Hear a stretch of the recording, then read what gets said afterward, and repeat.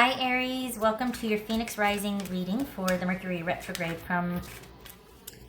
This is intended to be a romantic love reading, but it may resonate in other areas of your life. Alright, so you two are on the fence about something, or you're on the fence about something. Alright, Aries. Aries.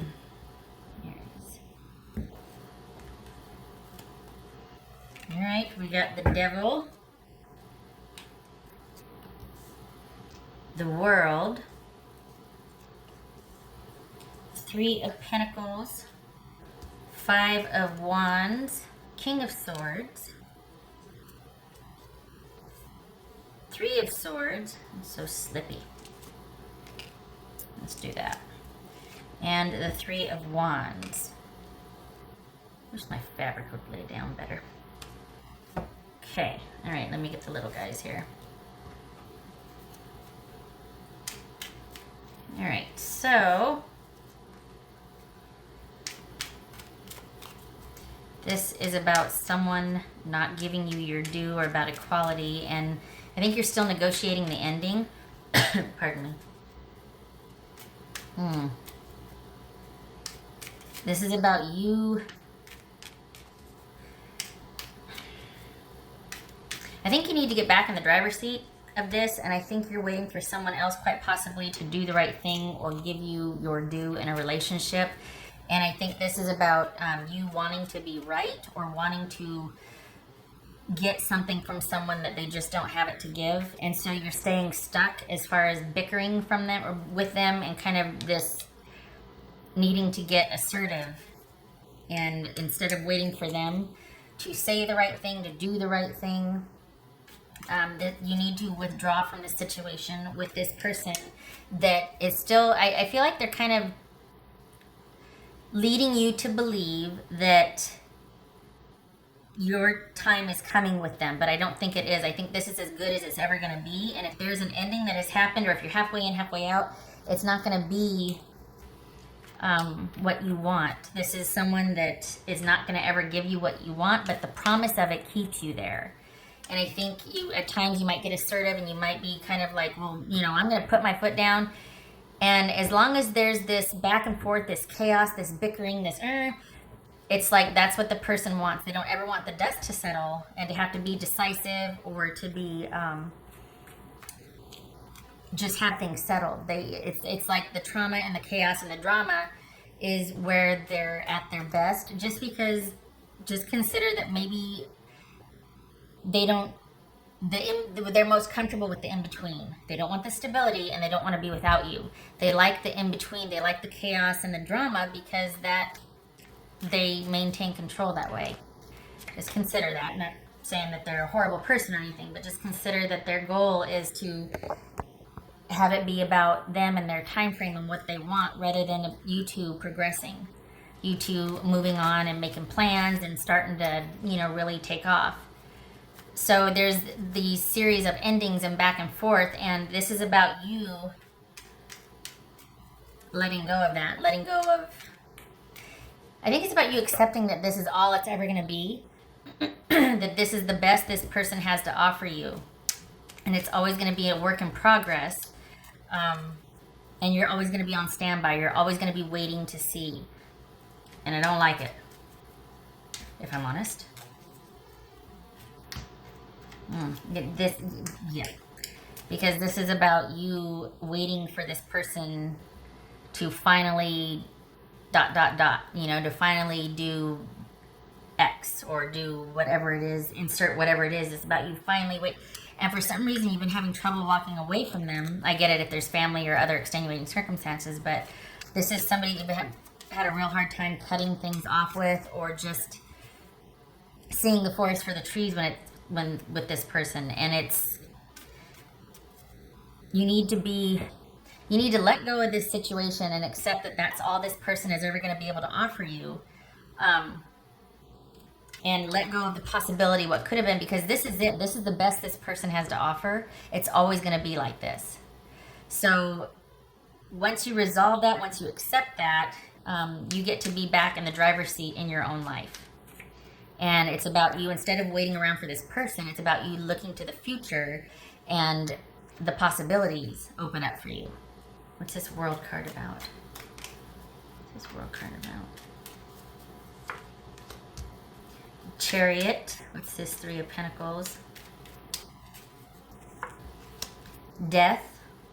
So this could be Cancerian, this could be Scorpio, it could be Capricorn, Gemini. What's this King of Swords about? What's King of Swords about? Because it really is, it's about reciprocity and equality in a relationship. It's about someone choosing you and prioritizing you, and they aren't, they haven't, and they won't. This Five of Wands about. So it's blocking you from being able to be the commander of your own ship and focusing on your life and things opening up and happening for you. What's this Five of Swords, Five of Wands about for Aries? Yeah. Not being able to take care of yourself. What's this Three of Wands about? I guess I'll say it right here. Yay, I like that. Ace of Pentacles. What's this Three of Swords about? Here's the thing. This is it's almost like it's got you sequestered because you're not able to take care of your own needs because all your resources and all your thoughts and everything is going towards this person and trying to maintain and manage and make it acceptable and desirable and all that. And it's like, that's just too much work. What about your own life? This is you not being able to focus on yourself because you're worried about this person and what they're, you know, if they're eventually going to be ready or give their due, Aries. And you don't have time for that. This is Three of Swords. Three of Swords and the Nine of Wands. Yes, please. This is you being older and wiser because you've been through it. You finally have... This is about acceptance. Again, I said that before, but this truly is about you accepting that, you know what, it's just, this is all it's ever going to be with this situation, with this person.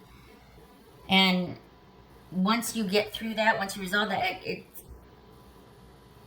once you stop making it out to be, well, maybe it was this situation. Maybe they just had this going on. Maybe I need to wait for, no more excuses. You've been ready since day one. If they're not, then they're not for you. Black and white. Very simple here.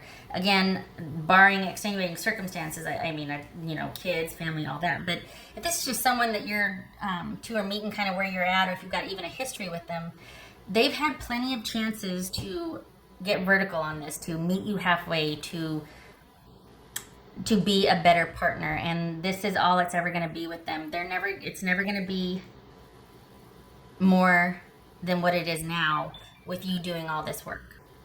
So, see it for what it is, grieve it, and get back in the driver's seat in your own life.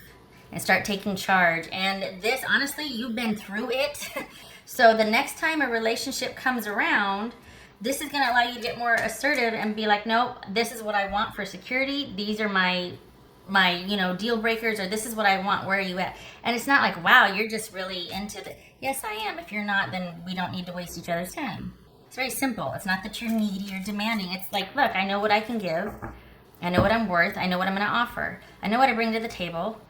There's that... What's that saying? I know what I bring to the table. I know what I bring to the table, so trust me when I say I'm comfortable eating alone. That's what you need to have here. That's how, because you are willing to offer a lot, and this person is just, it's just not going to be ever really what they want, and you need to get back in the driver's seat of your life. Because they like you doing all the work, and you stressing, and you putting your life on hold to kind of drag. It's like dragging an anchor. They're not bad, they just don't want what you want. And this is it's time to end all the insecurity and the bickering and the uncertainty about, you know, and it's almost like the minute things start to settle down, here comes the drama again. Somebody's back on their BS because they don't want talk of the future.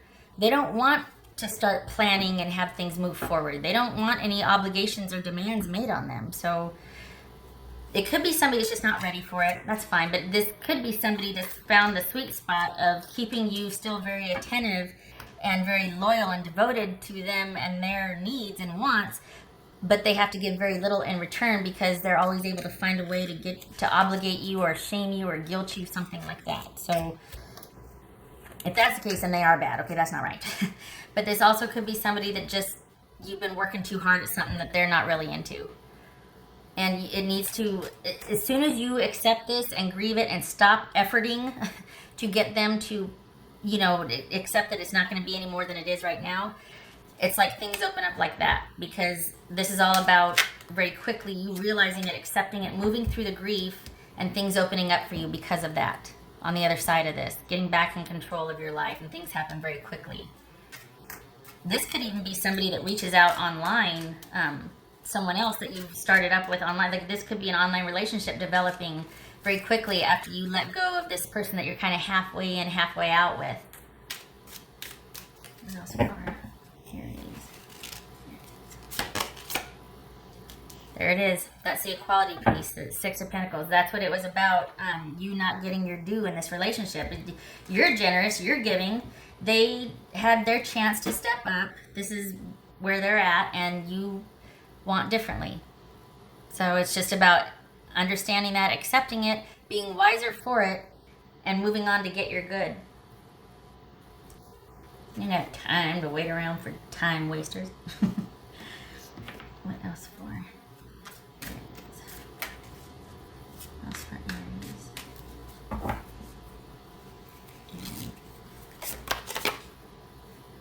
Jealousy, huh? Interesting. That feels like a sibling. Jealousy? Is this someone that just doesn't want you to get ahead or want you to move on? Is that what the back and forth, is that what the drama is? Like, you know, someone's back on their drama again because they see you starting to move on. And so you're like, okay, so you set your progress down to kind of work on things with them, and instead of just accepting, you know what, it's over and I need to stop answering their texts. I need to stop showing up. I need to stop falling for when they say, oh, I had something I wanted to give you, but never mind, or whatever. Well, no, there's just no.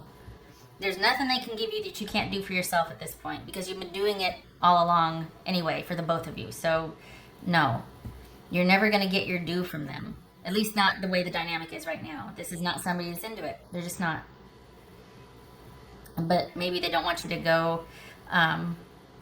They don't want you to progress either. This could be jealousy ruining the relationship because there's three people involved, and that's always been a source of bickering and just fighting, because someone deliberately refuses to be devoted, committed, exclusive with you, and that's their way that they get to keep control. They're constantly causing drama. You can't trust them. Highly suspicious. There's just so much uncertainty behind this, and it's because of jealousy ruining the relationship. And it might be that you're not that way, but that they do things to keep you in that state of jealousy and fear and anxiousness about the future, because they want you at their disposal. It's a way to control, keeping someone insecure and jealous in a relationship. But the counterpart to that is that you have to sign up for it also. You have to fall for what they're trying to sell. You know what I mean? And you need to be done with this. You've got a lot of good waiting for you here. And this is about you getting back in control in your life. So you're dealing with Pisces, Cancerian, Scorpio, Gemini, Capricorn. That's for Aries.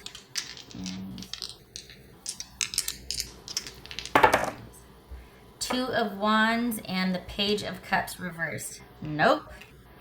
Yeah, that's a hard pass. This is somebody that's petty, jealous, insecure, manipulative, offers very little, if at all, and is constantly keeping in the choosing stage, is never really decisive, so nothing ever gets off the ground. You don't know where you stand with this person from on one day to the next. Nope. Nope, nope, nope. No more. This is about you being able to step into what is better for you, what your life, basically. This is about you being able to focus back on your own needs as soon as you progress through this. So grieve it, you'll be wiser for it, and then move on. Set this down. You don't need to deal with it anymore. This is all it's ever going to be. All right, so that is your Phoenix Rising reading for this Mercury retrograde, because it's Mercury retrograde in Scorpio, which asks us to look at revamp and reassess and just review our attitudes, our involvement and connection with sex, taxes, death, all that. So this is, and when about death, I think the transformation, I don't really think about death, but transformation, all of that. So this is literally rising from the ashes, and this moving through this and seeing it for what it is will get you back in control of your life. It'll be a huge step for you because this is just weighing you down at this point. Okay, all right, Aries, I hope this was helpful, and I hope to see you in the next reading. You take care.